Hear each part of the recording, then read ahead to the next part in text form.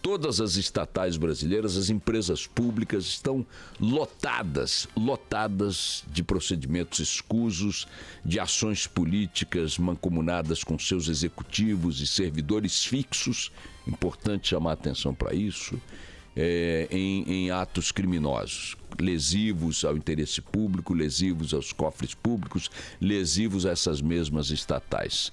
Muitas delas estão aí na linha de tiro da Lava Jato e de outras operações, mas em outras que não estão sequer em operação nenhuma, em investigação nenhuma, se meter o dedo acha.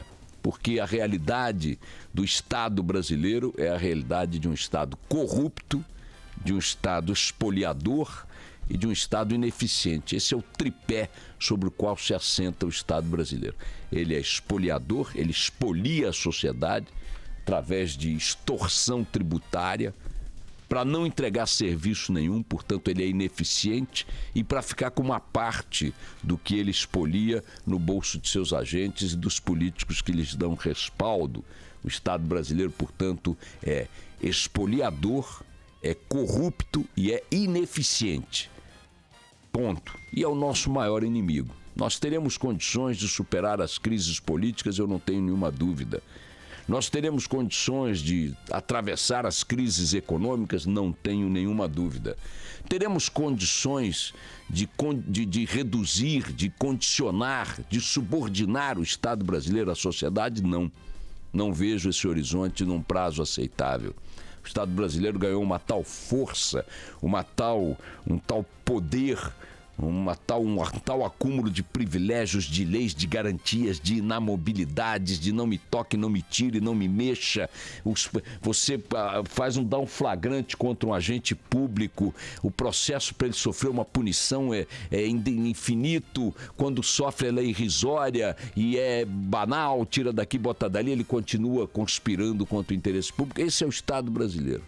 Esse é o Estado brasileiro, que trata miseravelmente a base da pirâmide de servidores, com professores, médicos, policiais ganhando salários indecentes, salários imorais, ou seja, categorias fundamentais para a sociedade sendo tratadas como a ralé da ralé da ralé, e as catedrais aí, especialmente no judiciário, Ministério Público, Parlamento e tal, deitando estatais e tal, deitando e rolando em grandes, enormes e gigantescos benefícios. Hoje, portanto, a eletronuclear volta a ser foco da Operação Lava Jato, mas desdobrada para um processo desdobrado para o Rio de Janeiro, a cargo do juiz federal Marcelo Bretas, que muitos dizem ser o Moro carioca.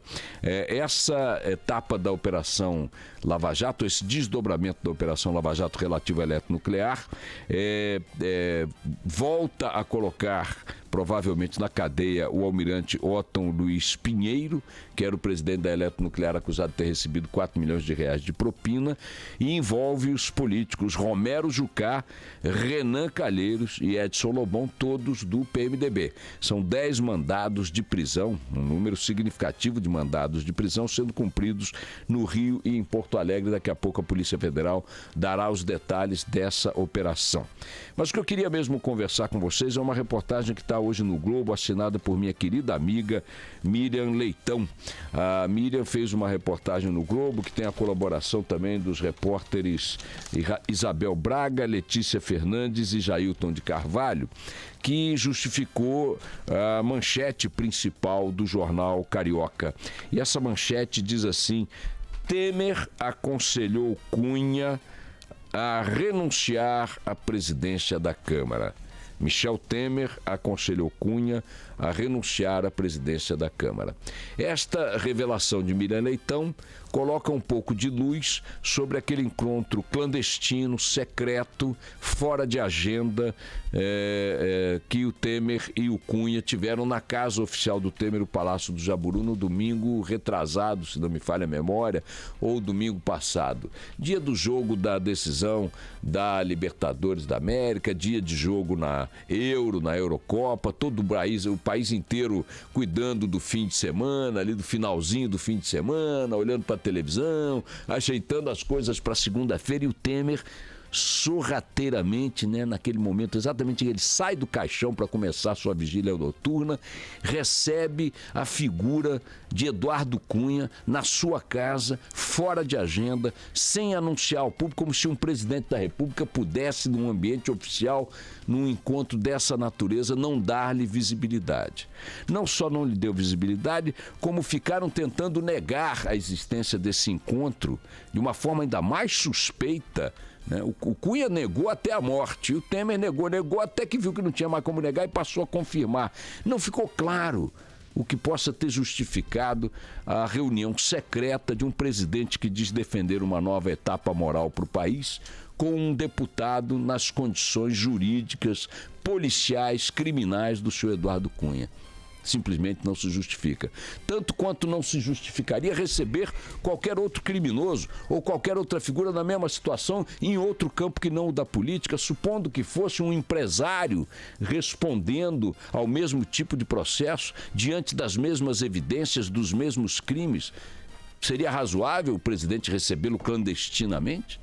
Supondo que fosse um agricultor na mesma situação, faria sentido o presidente recebê-lo clandestinamente? Notem, eu nem estou dizendo que o Temer não deveria receber o Cunha para uma eventual discussão política, afinal de contas, o cara está lá, é presidente afastado da Câmara dos Deputados, ainda tem votos, etc. Tá bom, o pragmatismo da política impõe esse tipo de tolerância para certos padrões que o cidadão comum acha imorais, mas vamos lá, é a política, né? Dizem que é assim, mas fizesse-o no Palácio do Planalto, à luz do dia, no expediente, com a informação constando da agenda, para que em seguida a imprensa, as pessoas pudessem perguntar: doutor Temer, o que os senhores conversaram? Senhor Eduardo Cunha, o que os senhores conversaram? Mas não, esses vestais da moralidade. O Temer, quando discursa, você tem a sensação que está vendo o teu pai te dando uma bronca, daquelas broncas morais, sabe, que colocam você no rumo da vida. Da seriedade, sabe aquele esporro, aquele que fica na memória do pai? É a sensação, porque e faz essas coisas. Eu acho um escândalo essa história.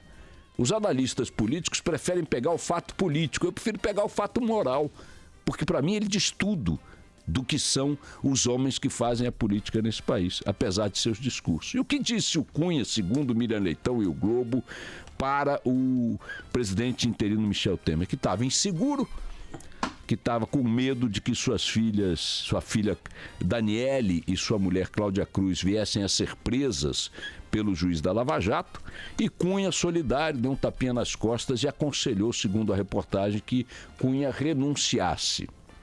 Ora, este conselho, Michel Temer, é um conselho a ser dado para o Cunha para salvar o mandato do Cunha.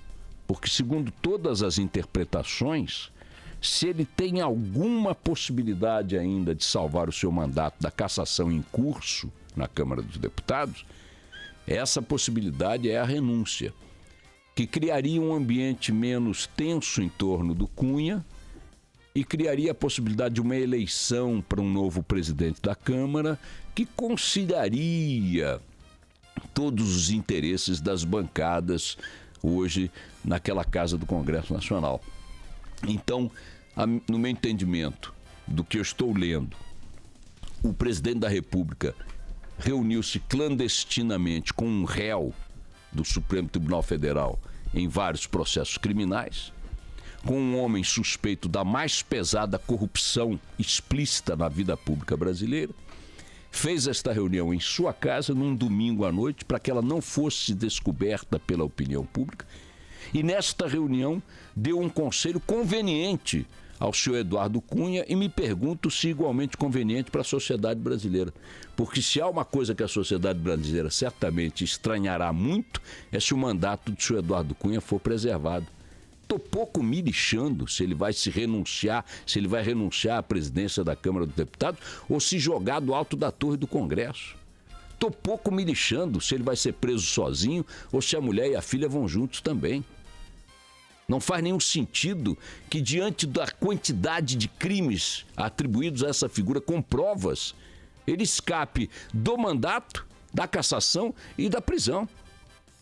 Não é papel de um presidente da República que quer criar ou liderar uma nova etapa moral nesse país ficar dando conselhos que livrem a cara desse tipo de personagem.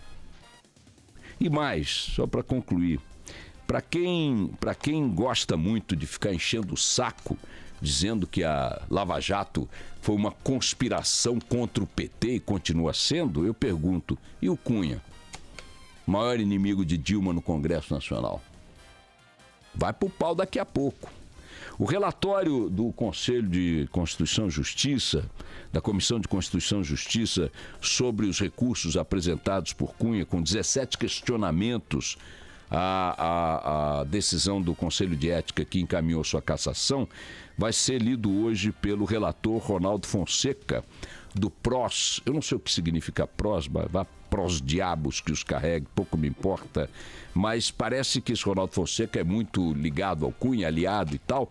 Eu vou apostar aqui com possibilidade de morder o dente. Eu acho que ele não vai aliviar muito, não. Ele vai aliviar um pouco, mas não vai aliviar tudo. O relatório dele talvez não seja tão rigoroso, tão contundente quanto seria o de um não aliado do Cunha, mas eu estou achando que o ambiente está tão ruim que até mesmo o Ronaldo Fonseca, aliado do Cunha, vai deixar portas abertas para ele ser jogado da janela do 20º andar. A Miriam Leitão, na reportagem dela, disse que a escolha de um aliado de Cunha como relator na Comissão de Constituição e Justiça e o encontro a sós e clandestino com o Temer são consideradas ações de solidariedade. Olha isso, hein? Solidariedade silenciosa ao deputado.